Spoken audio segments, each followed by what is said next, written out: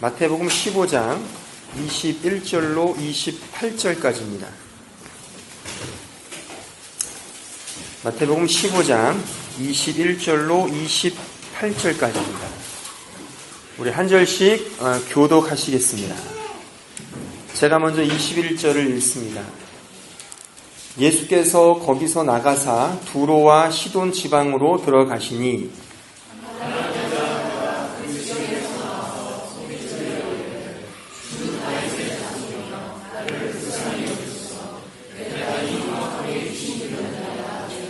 예수는 한 말씀도 대답하지 아니하시니 제자들이 와서 청하여 말하되 그 여자가 우리 뒤에서 소리를 지르오니 그를 보내소서.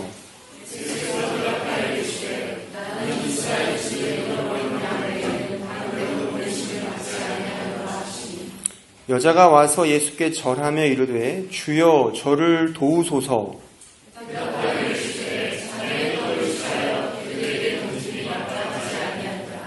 여자가 이르되 주여 올소이다마는 개들도 제 주인의 상에서 떨어지는 부스러기를 먹나이다 하니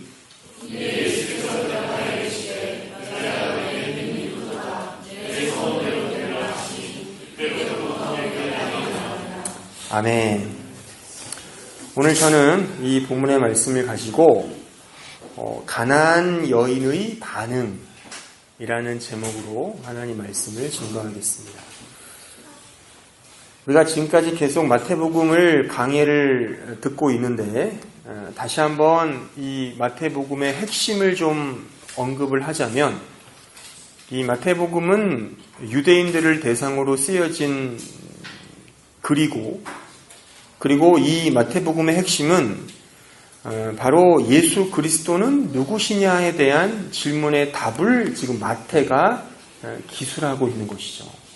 또한 그 예수 그리스도께서 이루실 그의 나라, 그 하나님의 나라는 과연 어떤 나라인가? 그리고 그 나라에 속할 그의 백성의 자태와 정체는 과연 어떠한가를 이 마태복음이 쭉 기술하고 있는 내용인 것입니다.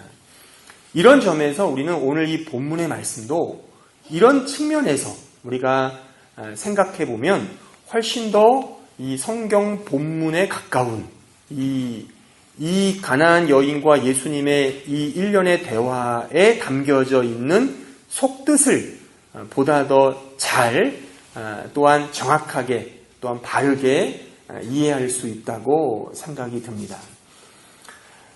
오늘 이 본문의 시작은 우리가 지금 읽어서 알듯이 시돈과 두로 지방에 예수께서 이제 들어가신 이후에 한 여인이 예수께 와서 자신의 귀신 들린 딸을 고쳐달라고 요청하는 것으로부터 오늘 본문의 이야기가 시작이 됩니다. 오늘 등장한 이 여자는 가나안 여인이라고 이제 기술되어 있죠. 그런데 다른 이제 사복음서 이 동일한 이야기를 다른 관점에서 기록한 마가복음 7장에 보면 이 여인을 가리켜서 헬라인 또는 수로보니게 여인이라고 기록되어 있어요. 이 수로보니게라는 지역은 지금의 시리아와 레바논 국경 연안 지역을 의미합니다. 그러니까 그 지역은 지금의 시리아죠. 그러니까 이 여자는 시리아 여인이에요. 우리가 요즘 독일에서 흔히 볼 수 있는 그 아랍 여인들, 시리아 여자들이 많잖아요. 이 시리아 여인이고 헬라인이라고 붙인 이유는 그러니까 BC 4세기경에 그 마케도니아의 불세출의 영웅이었던 알렉산더 대왕이 자신의 영토를 넓게는 저쪽 페르시아와 인도까지 확장하지 않습니까? 그러니까 이 수로보니게 이 지역도 알렉산더 대왕의 그리스 영토의 영향력을 받았어요. 그래서 그 지역의 모든 지역을 다 헬라, 그리스 땅이라고 그랬거든요. 그래서 이 당시 물론 몇백 년이 지난 때지만 그 수로보니게 지역을 헬라인이라고 이렇게 칭한 거죠. 그러니까는 이 여자는 결국에 시리아 여자였고 그리고 가나안 여자라는 가나안 사람이라는 의미에서 우리가 이해할 수 있듯이 당시 유대인들이 가장 천대하고 가장 싫어했던 사람 중에 한 부류가 가나안인들이었어요. 그래서 우리가 구약 성경에 보면 심지어 가나안 여자와는 결혼도 하지 마라, 그런 말씀도 있거든요. 그러니까 굉장히 천대하고 굉장히 미워하고 아주 그냥 정말 개와 돼지만도 못한 존재로 취급했던 사람들이 바로 이 가나안 사람들이었어요. 게다가 그 가나안의 여자였죠. 힘도 없고 백도 없고, 여자는 거의 제가 종종 이렇게 설교하면서 언급해 드렸듯이 거의 사람 취급을 하지 않았죠. 그러니까 가나안 사람, 게다가 여자, 그런 사람이 지금 예수께 와서 막 애걸복걸하는 거예요. 내 집에 있는 그 귀신 들린 딸을 고쳐달라고.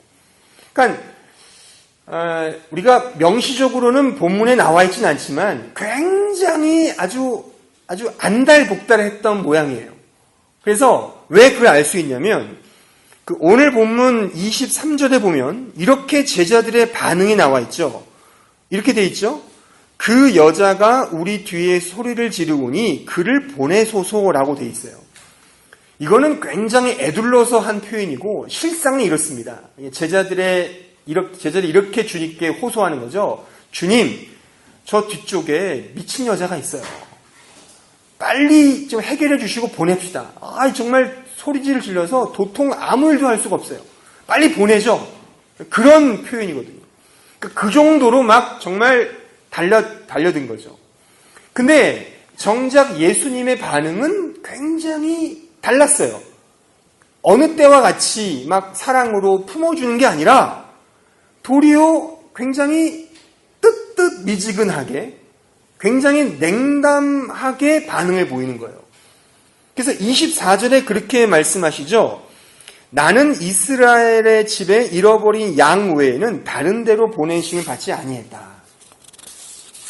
이 말뜻은 뭐냐면 나는 너 이방인들, 그 헬라인 너희들을 내가 상대하지 않으련다. 나는 우리 이스라엘 땅, 내가 속한 이스라엘 땅에 잃어버린 사람들을 내가 고쳐주고 그들을 구원하기 위해 왔다라는 그런 표현이거든요.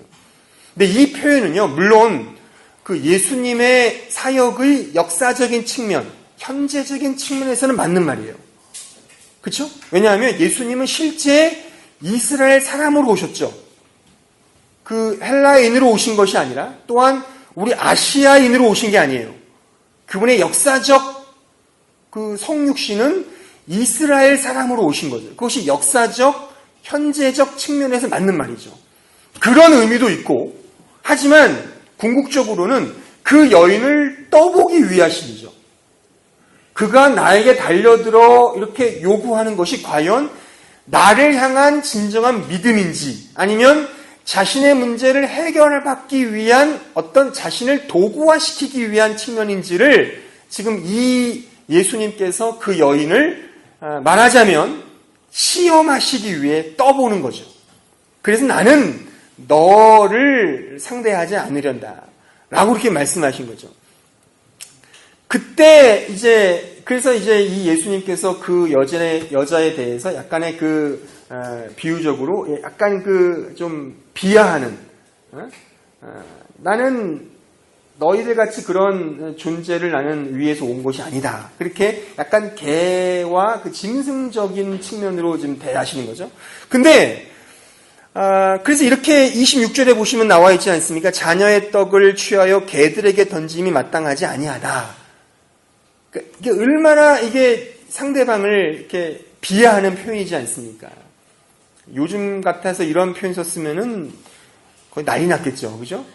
근데 놀라운 것은 이 여자의 반응이에요. 이 여자가 이렇게 반응을 27절에 보시면 주여 옳습니다. 하지만 개들도 제 주인의 밥상에서 떨어지는 부스러기도 먹지 않습니까? 그러니까 이 여자는 개 취급당하는 거를 인정하는 거예요. 인정하고 그 부스러기라도 나는 줬사오니 그냥 그 부스러기라도 그 부스러기 은혜라도 저에게 주십시오. 그런 표현인 거예요. 그런 고백인 거죠. 그제서야 이 예수님께서는 이 여자에게 아주 놀라워하시면서, 우리가 오늘 한글 번역에 나와 있지 않지만 사실 영어 성경이나 뭐 이런 독일어 성경에도 감탄사가 제가 보니까 없던데, 그러니까 헬라어 원문이나 영어 성경에 보면은 그 여자여라는 그 앞에 오라는 단어가 있어요. 오. 그 헬라어도 알파벳이 이 독일어로 왜가 오거든요. 오라는 표현이 써 있어요. 감탄사죠. 그러니까 예수께서 놀라는 거예요. 와우. 여자여, 너의 믿음이 크도다. 내 믿음대로 될지어다. 그렇게 말씀하시고 그 시에 이제 그 딸의 병이 고침을 받는 그런 내용으로 담겨져 있는 것이 오늘 이 본문의 이야기예요. 그러니까 우리는 오늘 이 말씀의 이 이야기를 통해서 우리가 깊이 생각할 건 무엇이냐면, 과연 왜 마태는 이 이야기를 이 부분에 여기에 이렇게 기록을 했는가? 이 말씀의 의도가 과연 무엇인지를 우리는 깊이 생각을 해야 되는 거예요. 그러니까 지금 우리가, 여러분들이 뭐 많이 기억하실지 모르지만 제가 몇 차례 언급했듯이 이 마태복음의 이야기를 흐름을 속에서 우리는 대조를 알아야 되는 거예요. 언제나 대조. 그러니까 지금 이 말씀도 누구와 누구를 대조하고 있냐면, 가나안 한 여인과 이 말씀을, 이 이야기를 지금 보고 있는 많은 유대인들 간의 대조를 지금 상정하고 있는 겁니다. 그러니까 개취급을 받아도 하나님을 믿고자 하는 이 한 여인과 믿음이 있다고 난리 부르스를 떨고 있는 이 겉치장만 화려한 유대인들을 대조하면서 진정으로 너희들이 추구해야 될 믿음이 뭔지 아느냐? 라고 하는 사실을 그 당시에 유대인들에게, 또한 지금 우리에게 가르쳐주고 있다는 사실인 것이죠. 사실 오늘 이 본문 그 24절, 22절이죠. 22절 이 가나안 여인이 등장할 때 사실 마태가 썼던 단어가 있어요. 이게 그 헬라어로 이두라는 표현이에요. 이두. 영어로는 behold예요. 그러니까 우리나라 말로 굳이 번역을 하자면 보라 이거예요. 보라. 이 표현은 이렇게 새로운 이야기로 전환될 때 쓰는 표현이기도 하고, 또한 이 청중들 또는 이 독자들의 그 마음을 이렇게 좀 환기시키는 차원에서 이 단어를 쓰는 거죠. 그러면서 어떤 걸 강조하기 위한, 그러니까 뭘 강조하겠습니까? 그 전절에 있는, 우리가 지난주 살폈던 겉치장만 화려한 유대인들에 대한 예수님의 비난이 있었잖아요. 비판이 있었잖아요. 근데 그것에 대한 보라 하면서 이 가나안 여인을 보라는 거예요. 겉치장만 화려한 저 유대인들의 믿음이 진정한 믿음이 아니라, 보라! 이 여인을, 이 가나안 여인을, 이 힘도 없고 백도 없고 정말 짐승 취급받는 이 여인의 믿음을 봐라. 이 여자는 심지어 주님 앞에 개 취급을 받아도 그 부스러기 은혜라도 달라는 심정으로 주님을 붙잡았다. 이게 바로 유대인 너희들, 역사적으로 전통적으로 나는 주님 믿고 있다, 알고 있다, 나는 주님을 내 구세주로 믿는다라고 떠벌리는 너희들보다 100번, 1000번, 10,000번 나은 믿음 아니냐. 그걸 지금 말하고 있는 내용인 것이에요. 그 당시 유대인들에게만 전하는 말씀일까요? 아니죠. 지금 우리에게도 마찬가지죠. 제가 지난주에 그 성화 교리의 토대라는 내용을, 이 말씀을 근거에 전하면서 제가 인내와 겸손을 언급드렸지 않습니까? 근데 가만히 생각해 보십시오. 그 인내와 겸손은요, 인간적 측면에서 나의 힘과 나의 노력과 나의 능력으로 이루어지는 싸움이 아니에요. 언제나 하나님과의 관계를 통해 주어지는 은혜거든요. 하나님의 관계 속에서 하나님을 신뢰하는 인내고, 하나님과의 관계 속에서 하나님의 낮아지심에 참여하는 의미에서의 겸손이라고 제가 말씀드렸잖아요. 그러니까 모두가 다 하나님과의 관계 속에서의 그 신앙의 내용이거든요. 근데 유대인들은 하나님과의 관계를 상정하지 않았어요. 하나님과의 관계는 별로 생각하지 않았고 그냥 뭐예요? 자신의 전통과 자신의 그냥 생각과 습관적인 의미에서의 믿음 생활을 했던 뿐이죠. 하지만 오늘 등장하는 가나안 여인은 그렇지 않아요. 하나님과의 관계 속에서 자기가 하나님 앞에 철저한 죄인이다. 나는 개와 돼지다. 라고 하는 취급을 받으면서까지도 그를 신뢰하고 그 부스러기 은혜조차도 사모했다는 사실이죠. 이 대조를 우리가 오늘 이 본문의 말씀을 통해서 알아야 됩니다. 그러니까 유대인들은 하나님과의 관계와는 상관없이 자신들의 신앙생활을 영위했어요. 겉은 화려했죠. 겉은 화려하고 아주 그냥 대단했습니다. 하지만 그 속은 정말 개 같은 마음이었어요. 표현이 갑자기 개 같은, 죄송합니다. 개 같은 마음이었어요. 반면에 이 가나안 여인은 그 겉은 개 같았어요. 그 누구도 인정하지 않았어요. 하지만 그 마음은 하나님을 향한 신실한 믿음으로 가득 차 있었다는 사실입니다. 이것이 바로 우리가 오늘 이 본문을 통해서 깨우쳐야 할 내용인 겁니다. 좀 더 한 걸음 더 들어가 보면 이 당시에 이 마태가 가장 신랄하게 비판하고자 했던 게 그들의 유대주의였어요. 그러니까 하나님이 없는 유대주의죠. 하나님이 없는 종교의식이었죠. 너희들은 하나님 없이도 믿음 생활 잘하는구나. 이거를 지금 우회적으로 비판하는 거예요. 지금의 우리에게 있어서의 유대주의는 무엇인가? 고찰해 볼 수 있겠죠. 따라서 우리는 오늘 이 본문의 이야기를 통해 다음과 같은 질문을 던질 수 있다고 봅니다. 나는 과연 하나님 앞에 어떤 자세와 태도로 나아가고 있는가? 진정 하나님과의 관계를 내 믿음 생활의 가장 중요한 우선순위로 놓고 있는가? 그 하나님과의 관계가 나의 믿음 생활의 가장 최우선인가? 라고 하는 질문인 것입니다. 이 정당한 질문에 정당한 반응을 우리는 가나안 여인처럼 할 수 있어야 한다는 사실인 것이죠. 근데 이것이 굉장히 미묘해요, 사실. 사실 우리는 하나님을 다 믿는다고 말을 하잖아요. 하나님 믿습니다. 하나님 사랑합니다.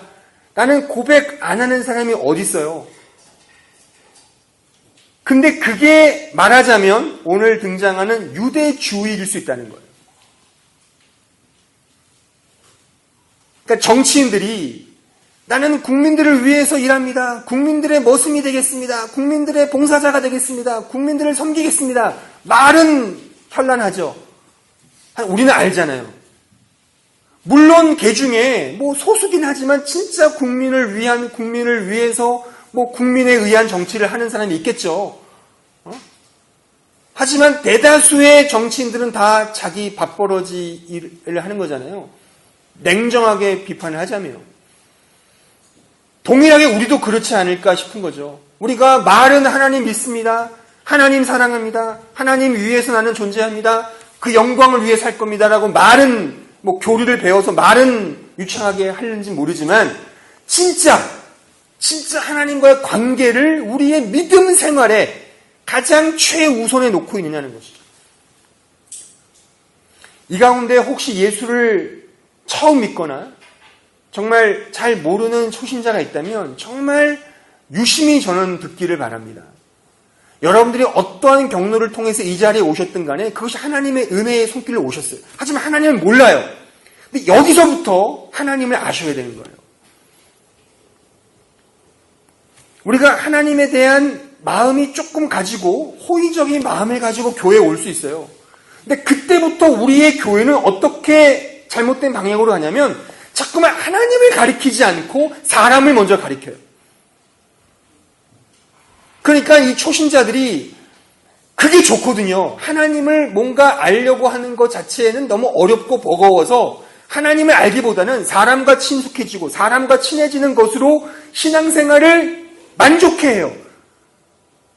정작 본질이 간과되는 거죠. 그렇게 되면 점점점 시간이 흐를수록 하나님을 만나서 하나님으로부터의 은혜와 하나님으로부터의 믿음의 순종이 있어야 되는데 그렇지 않고 사람의 그 맛깔스러운 교제, 사람과의 관계, 어떤 인간적인 어떤 이 측면 속에서 빠지다 보면 하나님과는 멀어지고 그 처음에 가졌던 하나님과의 호의감이 점점 퇴색해진다는 사실이죠. 그렇게 되는 신자들이 굉장히 많아요. 아마 여러분들 가운데도 그런 신자들이 많을 거라고 저는 봅니다. 왜냐하면 정작 하나님에 대해서는 몰라요. 잘. 말은 그렇게 하죠. 하나님을 위해서 하나님 믿는다고 하지만 진짜 하나님 앞에 내가 어떤 자세로 서야 되는지 이 가나안 여인처럼 심지어 개취급을 받아도 내 자존심을 구김을 당해도 하나님을 믿을 수 있는 사람이 어디 있어요? 정말 여러분들 교회 나와서 하나님으로부터 자존심을 구김받으면 어떻게 반응을 보이십니까? 정말 짜증나네. 무슨 하나님이 나를 살려줘야지 왜 나를 길을 죽여? 그러고서 아마 다른 종류로 회개할 수 있습니다. 그 얘기라 이겁니다. 그런 의미에서 우리는 하나님과의 관계가 그 관계라는 게 좋은 것만 있는 건 아니잖아요. 그렇잖아요. 제가 지난주 설교했듯이 우리가 믿음 생활 한다는 것은 내가 더 꺾는 싸움이지 내가 더 펼치는 싸움이 아니지 않습니까? 그렇죠? 내가 더 하나님 앞에 순종해야 되는 삶의 정황인 것이지 내가 원하고 바라고 요구하고 좋아하는 거를 하나님의 이름으로 얻는 싸움이 신앙이 아니잖아요. 근데 우리는 자꾸만 후자로 이해를 하는 거죠. 나를 꺾고 내가 좋아하는 거를 감수하고 희생해서 내가 더 십자가를 지는 게 신앙생활인데 우리는 내가 원하고 바라는 것을 펼치는 하나의 도구로 신앙을 빙자하여 종교를 빙자하여 그렇게 신앙생활을 하잖아요. 그러니까 이게 잘못된 거지 않습니까? 그러니까 하나님과 관계라는 건 그런 의미라는 거예요. 나의 죄성을 발견하고 나의 이 욕망을 제어하며 내가 하나님 앞에 더 많이 순종하고 내가 더 참고 인내하고 십자가를 지는 싸움이란 말이죠. 그런 측면에서 하나님과 관계를 상정해야죠. 그러니까 오늘 이 가나안 여인은 그런 의미로 하나님을 대했다는 거예요. 제가 어떤 책에 보니까 이 여자의 이름이 그 전례적으로 기록되어 있더라고요. 어떤 제가 기록해 보니까 그 유스타라고 하나? 제가 가물가물한데 이름이 전에 내려오고 있어요. 하지만 사실 성경에는 이 사람의 이름이 없어요. 그러니까 이름도 없는 이 한 여인, 게다가 가나안 여인이 이렇듯 그리스도를 향해서 자신의 개취급을 받음을 감수하고 그 부스러기 은혜조차도 사모하는 그러니까 그 마음이 얼마나 가난해지고 영적으로 하나님 앞에 겸손한지를 알 수 있죠. 저는 그런 의미에서 저는 이 가나안 여인을 깊이 묵상하면서 이 성경 구절이 떠올랐습니다. 바로 마태복음 5장 3절입니다. 같이 한번 읽어볼까요? 시작. 심령이 가난한 자는 복이 있나니 천국이 그들의 것입니다. 심령이 가난하다는 것, 이것이 팔복의 대표적인 말씀 아닙니까? 이 심령이 가난하다라고 하는 이 사실 상징적인 이야기가 저는 가나안 여인을 통해 드러난다고 생각을 합니다. 그러니까 심령이 가난하다는 게 뭐예요? 이 가난이라고 하는 이 단어는요, 사실 이렇게 보통 우리가 가난하다는 의미 이상의 가난을 의미하는 거예요.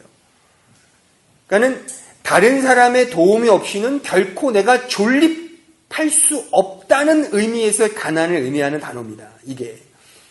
그러니까 이거를 영적으로 해석을 하면 내가 하나님으로부터 그 어떠한 은혜가 없으면 살 수가 없습니다. 이런 의미의 영적인 가난을 의미하거든요. 그러니까 가나안 여인의 고백이죠. 내가 개취급받고 내가 당신 앞에 어떠한 취급을 받아도 좋습니다.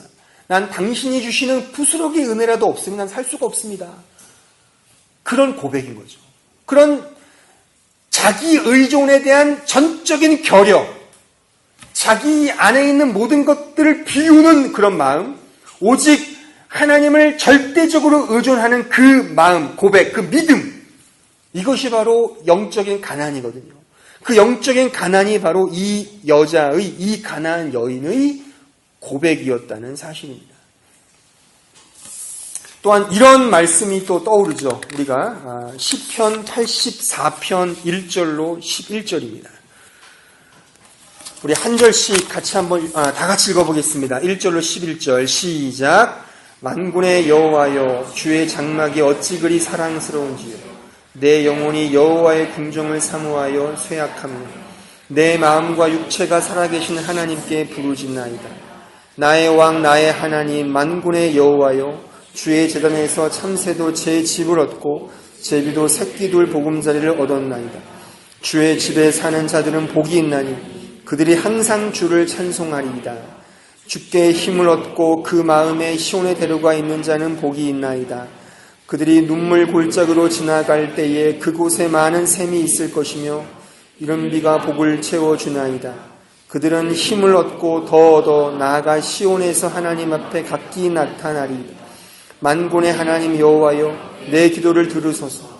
야곱의 하나님이여, 귀를 기울이소서. 우리 방패이신 하나님이여, 주께서 기름 부으신 자의 얼굴을 살펴보옵소서. 주의 궁정에서의 한날이 다른 곳에서의 첫날보다 나은즉 악인의 장막에 사는 것보다 내 하나님의 성전 문지기로 있는 것이 좋사오니 여호와 하나님은 해요 방패시라. 여호와께서 은혜와 영화를 주시며 정직하게 행하는 자에게 좋은 것을 아끼지 아니하실 것임이니라. 만군의 여호와여, 주께 의지하는 자는 복이 있나이다. 특별히 10절을 다시 한번 보십시오. 주의 궁정에서의 한날이 다른 곳에서의 첫날보다 나은즉 악인의 장막에 사는 것보다 하나님의 성전 문지기로 있는 것이 좋사오니. 이 대조를 아시겠습니까? 그러니까 이게 신약, 오늘 읽은 이 본문으로 말하면 이 가난한 여인의 고백이죠. 내가 개 취급을 받아도 난 좋습니다. 그냥 부스러기 은혜라도 좋사오니 악인의 장막에 거함보다. 악인의 장막이 뭐예요? 내가 그 장막의 주인 노릇하는 거잖아요. 얼마나 좋아요. 근데 그 일보다 나는 당신 장막은 언감생이심. 그냥 문지기, 그 보초되는 그 문지기 앞에 문지기로 서는 게 좋습니다. 정말 그런 심정으로 하나님을 믿으십니까? 그렇지 않잖아요. 우리는요, 악인의 장막에서 떵떵거리며 살기를 바라잖아요. 그렇잖아요. 정말 이 세상에서 VIP가 되기를 원하잖아요. 진정으로 내가 하나님 앞에 어떤 존재인지를 깨우치고 내가 어떤 삶을 살든 상관없다. 내가 거지로 살든 내가 누구의 종과 노예로 살든 그것은 나의 신앙생활에 하등 문제되지 않는다. 나는 정말 어떤 삶이든 내가 당신을 섬기며 당신을 의지하며 살겠습니다. 그게 믿음이라는 거예요. 이게 하나님과의 관계의 측면에서의 믿음인 것이죠. 시편 63편 1절로 4절을 볼까요? 다 같이 보겠습니다. 시작. 하나님이여, 주는 나의 하나님이시라. 내가 간절히 주를 찾되 물이 없어 마르고 황폐한 땅에서 내 영혼이 주를 갈망하며 내 육체가 주를 앙모하나이다. 내가 주의 권능과 영광을 보기 위하여 이와 같이 성소에서 주를 바라보았나이다. 주의 인자하심이 생명보다 나으므로 내 입술이 주를 찬양할 것이다. 이러므로 나의 평생에 주를 송축하며 주의 이름으로 말미암아 나의 손을 들리이다. 이 말씀에 보면 이 말씀은 다윗의 시인데 다윗이 유다 광야에 있을 때 지은 시라고 합니다. 거기 표제가 나와 있죠. 이게 어떤 의미로 받아들일 수 있겠습니까? 유다 광야 생활하는 거예요. 그 천박하고 그 정말 물도 없는 정말 그 힘든 광야의 길을 걸어가면서 그가 어떤 시를 지은 겁니까?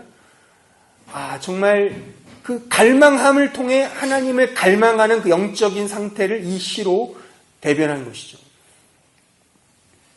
그러니까 그 어떠한 상황 속에서도 나는 하나님만을 섬기겠다.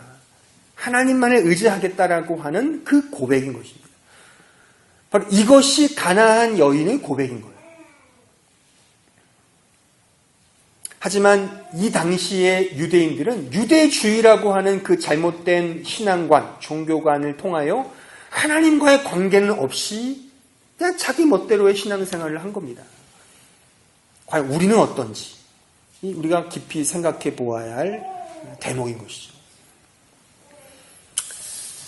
지난주에 제가 페이스북을 이렇게 검색을 하다 보니까 요즘 한국 교회에 이런 시끌벅적한 논쟁이 있는 것 같아요.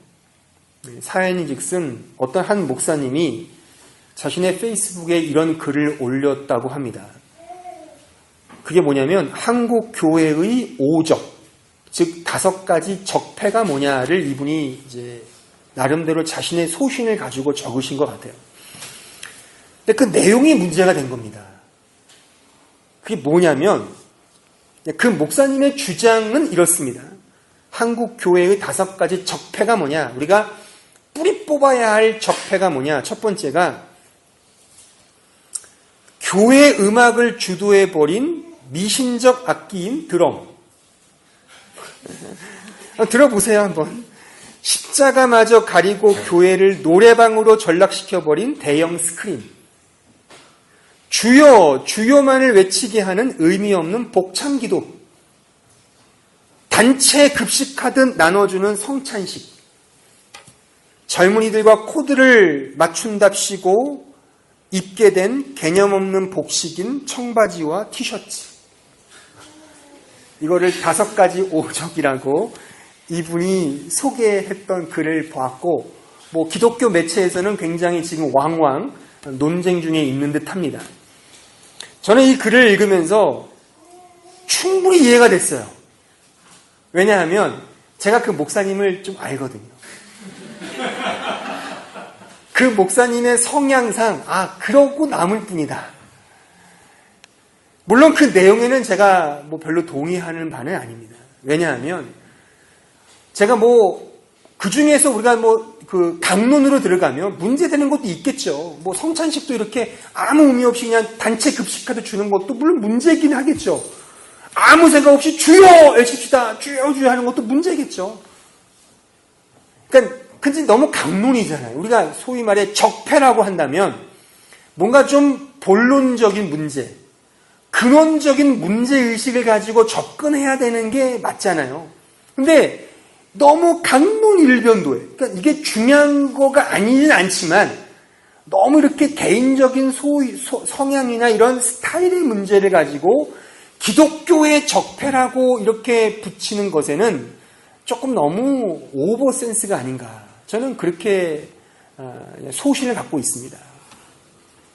저는 그런 의미에서는 사실 제가 보는 이 시대의 기독교의 적폐는 오늘 읽은 이 본문에서 제가 추론한 유대주의예요.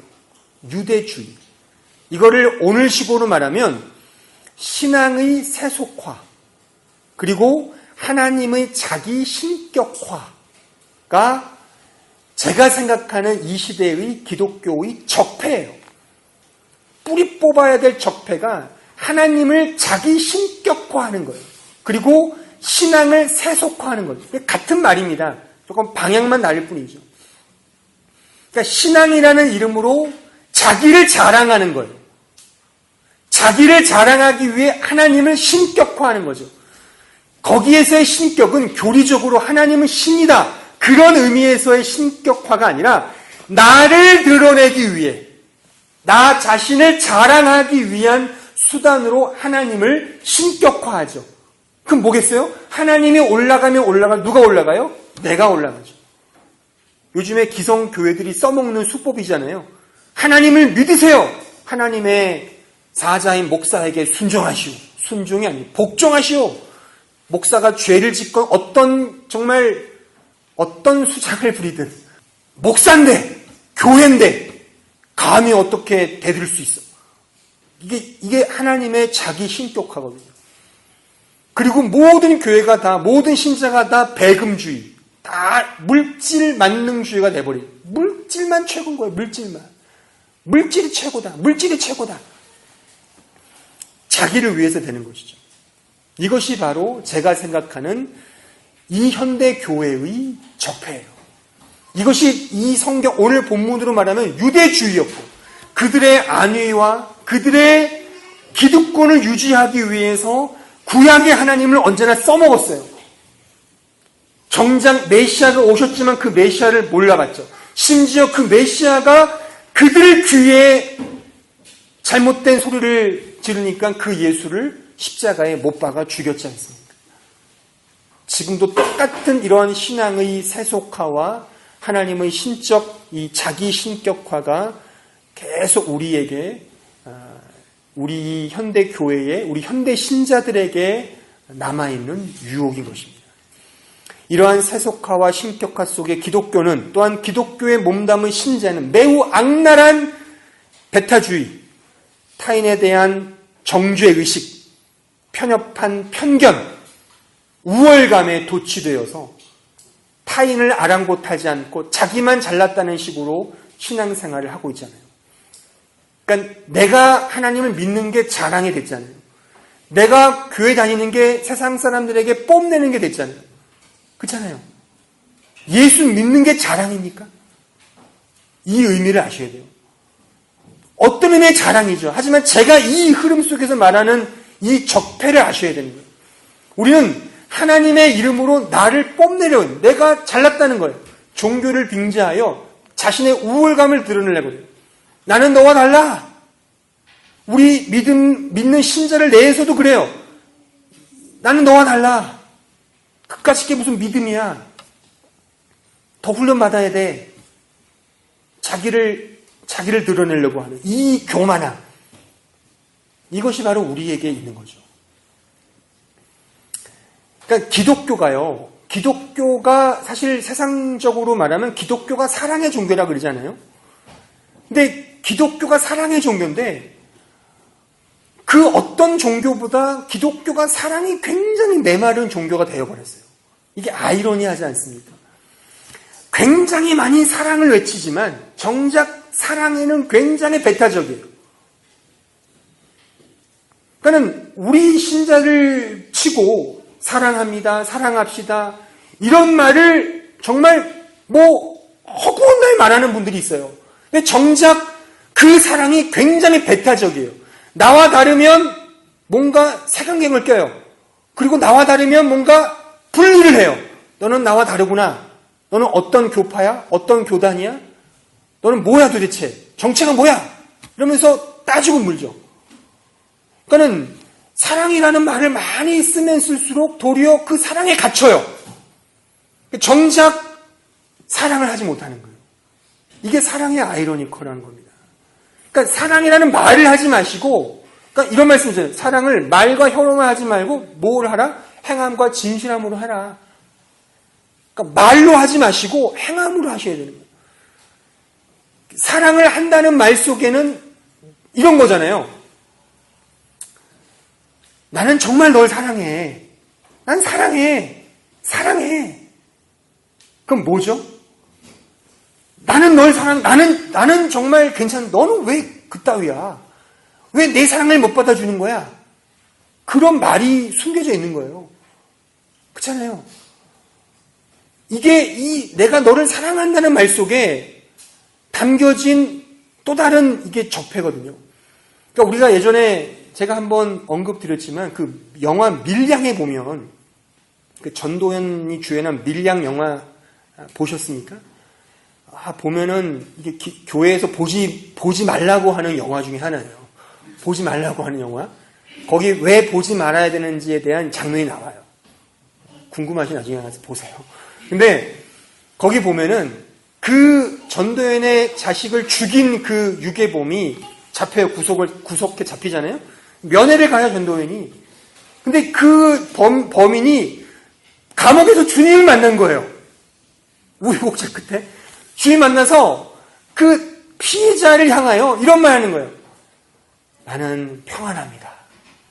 나는 그리스도를 믿고 자유합니다. 난 너무나 기뻐요.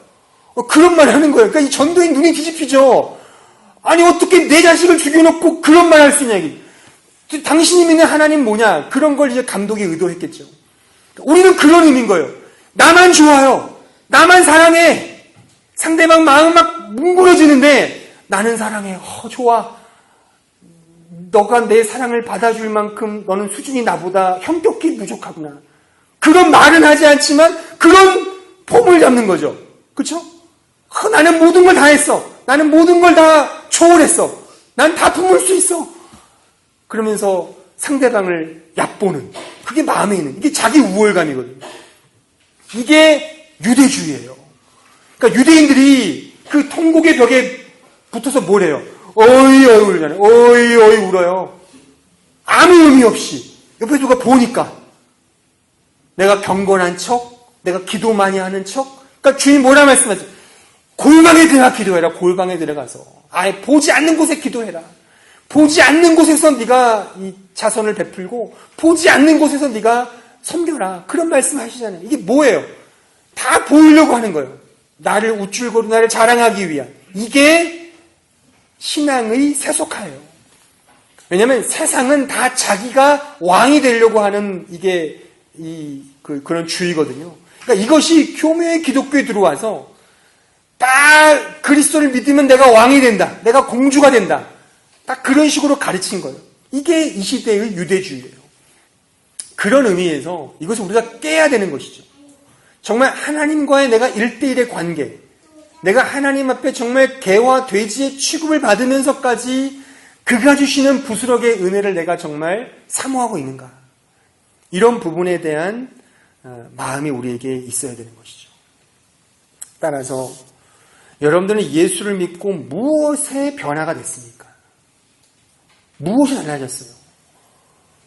내가 교회를 다닌 지 오래돼서 뭔가 높아지고 내가 뭔가 이렇게 드러낼 게 있어서 달라진 겁니까? 그거 말고 우리의 마음, 내 속마음이 어떻게 변화되고 달라졌습니까?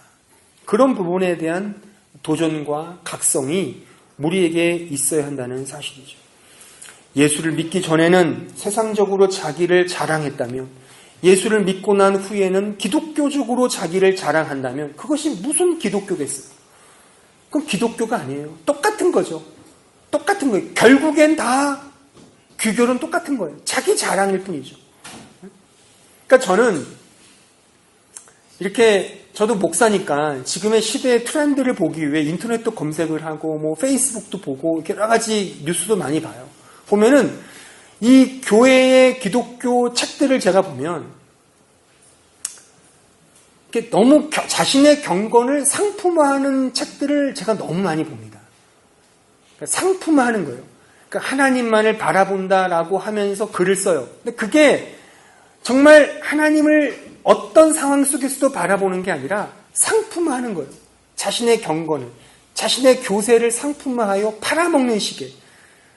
이것은 교회의 문제가 아니라 우리 신자들 각자에게도 문제일 수 있어요. 여러분들도 여러분들이 믿는 신앙을 자꾸만 누구에게 보이기 위한, 자랑하기 위한 수단과 도구로 삼으시면 똑같이 유대주의인 거예요.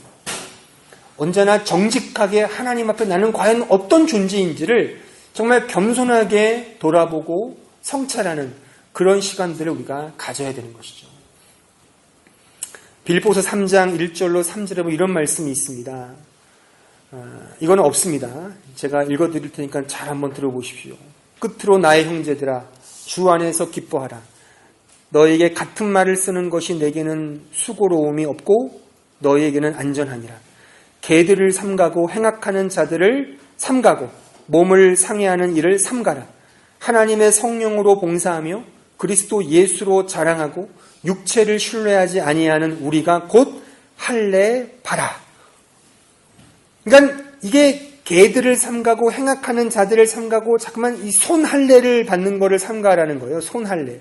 이게 손할례가 뭐냐면 손의 할례예요. 자기를 손해시키는 할례라는 거죠. 그러니까 원래 할례가 이게 남자의 생식기를 이렇게 자르는 거지 않습니까? 우리로 말하면 포경수술이 이게 소위 할례인데, 그러니까 이게 당시 유대인들에게는 난지 8일 만에 다 그 할례식을 했단 말이죠. 그 상처가 있어요. 그 상처, 그 손해를 보이기 위한 수단으로 나는 손 할례파다.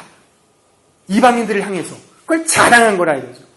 사도 바울은 그걸 자랑하지 말고 네가 과연 성령으로 봉사하는지, 또한 네가 과연 그리스도 예수를 자랑하는지, 육체를 신뢰하지 않는지가 할례파다. 그걸 말하는 거예요. 여러분이 정작 교회를 하시면서 성령을 따라 일하십니까? 봉사하신가요? 정말 그리스도를 자랑하십니까? 나를 자랑하진 않아요?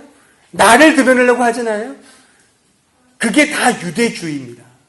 육체를 신뢰하는 거예요. 그런 부분에 대한 성찰을 해야 되는 거죠. 내가 과연 개취급을 받으면서도 하나님아 난 정말 죄인이야. 나는 아무것도 보잘것없는, 가진 것도 없는, 할 수도 없는 그런 죄인에 불과해. 나는 죄인 중에 괴수야.